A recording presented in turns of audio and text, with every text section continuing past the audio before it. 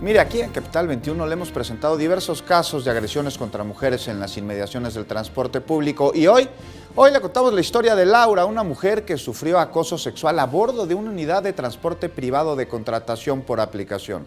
Vamos a ver lo que vivió. Miedo, impotencia y angustia fueron las principales sensaciones de Laura, una mujer de la Ciudad de México que el pasado lunes denunció en redes sociales un caso de acoso sexual por parte de un conductor de la empresa de transporte privado Didi, identificado como Everardo. El servicio lo tomó en la colonia San Rafael en dirección hacia el sur de la ciudad.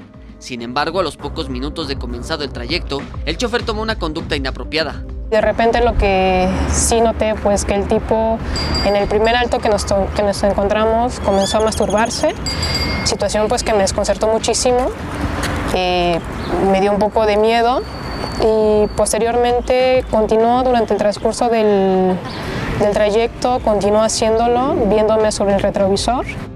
Tras varios minutos, los cuales fueron de miedo, finalizó el trayecto y lo primero que hizo Laura fue comunicarse con el soporte de la empresa Didi, quien únicamente le mencionó que afortunadamente se encontraba bien y que en caso de realizar una denuncia ante las autoridades, les proporcionara toda la información.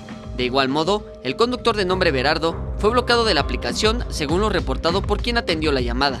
Me quedo con mucho enojo, pero también me quedo y creo que es necesario hacer este tipo de denuncias, que es necesario alzar las voces y exigir que las autoridades también se involucren. Si pensaba o pienso hacer una denuncia, pues imagínate en la situación de vulnerabilidad que me encuentro.